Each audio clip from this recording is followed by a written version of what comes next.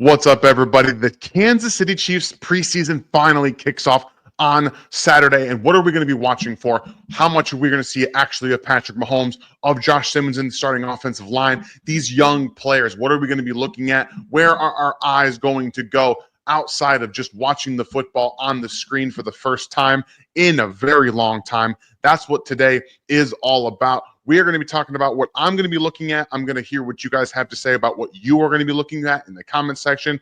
But right now, welcome in to RGR Football. My name is Daniel Harms, senior film analyst. I know this says Ryan as well as Daniel, but don't worry about it. Today it's just me as I go through a preview of what I'm going to be looking at for on this opening preseason game and how I watch preseason games. Maybe, again, you guys in the comment section can let me know what you guys are looking for, what you actually think about preseason games. But all that is to say, my very first thing that I'm going to be watching for is Josh Simmons, right? We know he's been on the field for training camp. He's been out there every single day, the starting left tackle.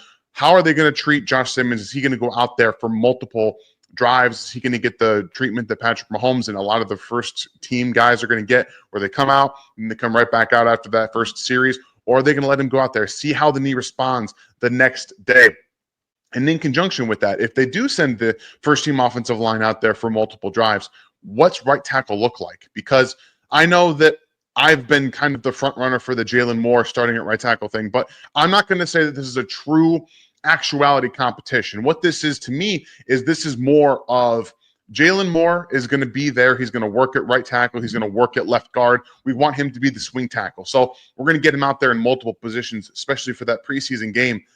But for Juwan Taylor, working back from the injury, the cleanup of his knee that he had over this offseason, how is it going to look for him? What's he going to actually be like? Because you want to have a real actionable backup in Jalen Moore if Juwan Taylor goes out there and he doesn't even look like he did last year. I know he's playing through injury. We're going to have to see what that happened, what that looks like over the long term. But how are they going to treat that situation? Because if Juwan Taylor is not fully healthy and he goes out there and he doesn't look very good, well, you have to have an option. That's why Jalen Moore is getting those snaps with the first team, and they're switching on and off right now. It's just as well to work Juwan Taylor into the starting rotation, but it's just as much to get Jalen Moore accustomed to playing right tackle and to give him actual reps, because if he's got to be out there, he has to go into that game and has to be a part of the offensive line as a starter. So watch how that goes, how much they play him at right tackle versus left guard, how everybody looks along the offensive line, because at the end of the day, we don't have to watch Patrick Mahomes when he comes out there. We need to see what the offensive line looks like, and by extension, the run game. We've seen some things in practice about different duos, whether it's Simmons and Moore or Simmons and Sumatia, how you see these guys move players to the second level and get to that different point in the run game. Who's looking the most explosive? How are they looking? How does Elijah Mitchell look? Does he look more explosive? Because there are people saying that he doesn't. So because of those injuries, you want to see how he looks as well. So the offensive line is one of the most important things I'm going to be looking at for specifically in this opening preseason game, by extension, the run game as well. But I want to see the young Jalen Royals. I want to see what he does, because he looks exactly like really what Rashee Rice did in his first season, where that bigger body, he's 6 foot, over 200 pounds. He wants to run through guys. He can make guys miss. He has that speed. We know that they want to use him in that same way after the catch stuff, but he can do a lot more than that as well. So look at the route tree, how small it is to what we see Rashee Rice this year when he gets back on the field, what Xavier Worthy's looks like. How different will his usage be as a rookie from what we've seen in the past? Or are they finally kind of understanding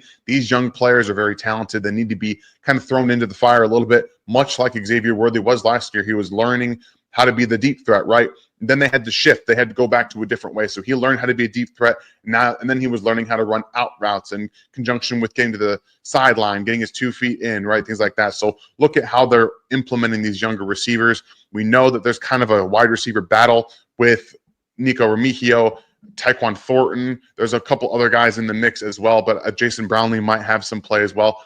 If he has a big preseason game, maybe he moves up in the rankings there. Tyquan Thornton doesn't look like he has in training camp as that camp warrior. What does that mean for the rest of the room? So we know that once the Rashee Rice suspension comes down, it's going to change how the dominoes fall in the wide receiver room. But these preseason games go a long way to actually making decisions for the coaching staff. So be paying attention to these back end of the roster guys at the wide receiver position on the offense as well. So shifting a little bit now to the defensive side, because there's a lot of things on this defense that we have to be kind of privy to, right? We probably won't see Christian Fulton because he just got back to practice on Thursday. So we want to be able to see the rest of the guys. What is Noah Williams going to look like? That's why he's on the thumbprint for me. I want to see what he looks like, because at the end of the day, you have to have somebody going out there that can earn the backup job or a starting role that allows Trent McDuffie to kind of flow inside if they want him to. I still believe Trent McDuffie should play on the outside solely, and they need to find a nickel for that. But if you don't have a good option, let's just say, for sake of argument, that they start with our guy, CRW, Chris Roland Wallace, in the nickel. Then they go to Chamari Connor. None of those guys work. You have to put Trent McDuffie in the slot at that point. So you have to see what Noah Williams is going to be able to do. What is Jalen Watson going to look like? Because, again, last year, the last things we really remember is him getting toasted in the Super Bowl. And in camp, he hasn't looked the greatest either. How's he going to look? We know as well that Najee Johnson is getting some looks with the ones. He's kind of the second team cornerback. Is he fully back from his injury? Because he didn't look like it last year. It didn't look like he trusted it. Watch how he plays. If he plays a little bit more instinctually, a little quicker, then we will know that by far he looks like he's fully back, and we'll be able to maybe contribute a little bit more than we've seen in the past. So the secondary is a very interesting topic of conversation for the preseason. That's really what I'm focusing on. And then one other player on the defensive side that I desperately want to see. There's some other guys as well, but Omar Norman-Lott, we saw early in training camp, he was getting a lot of buzz, a lot of big plays here. The kind of, the hype control, right, for this guy was getting out of hand. But I think it's warranted, not only because of the play style, the way he plays, the talent that he has, but because of the opening next to Chris Jones. There isn't anybody there that can really take that helm and be able to be the full 1, 2, 3 down player next to Chris Jones. So this is an opportunity for him to showcase that he can stop the run. He can stand up against double teams. He can disengage. He can locate that football and then be a real focal point as a pass rusher if he gets a one-on-one situation. So I desperately want to see what these two rookies and Noah Williams and Omar Norman-Lott look like. But I want to hear your guys' thoughts. Tell me in the comment section what you are most looking forward to in this preseason game from the players. Maybe it's the punters, maybe it's still backup players. I want to hear what you guys have to say. So please hit me in the comments, hit me up on Twitter at InHarmsWay19, wherever you guys follow me, wherever we are. I'm excited because this is the real coming back of football. And I know you're excited. I'm excited. I'll be tweeting out during the game as well. Make sure you guys follow along. I imagine Ryan and I will also be live after the game, even though it is a preseason game. I'll talk to him about that, though. So make sure you guys are tuning in. We're going to have tons and tons of content as the train gets going further along here. I love these shorts that we're putting out too. Get little tidbits of information out there to YouTube as well. If you guys are new to the channel, please hit that sub button right now as we continue on to the beginning of the NFL season 2025. I'll see you guys next time. Have a great day. Thanks for watching this video from the team at RGR Football. Click these videos to see more and subscribe to RGR Football.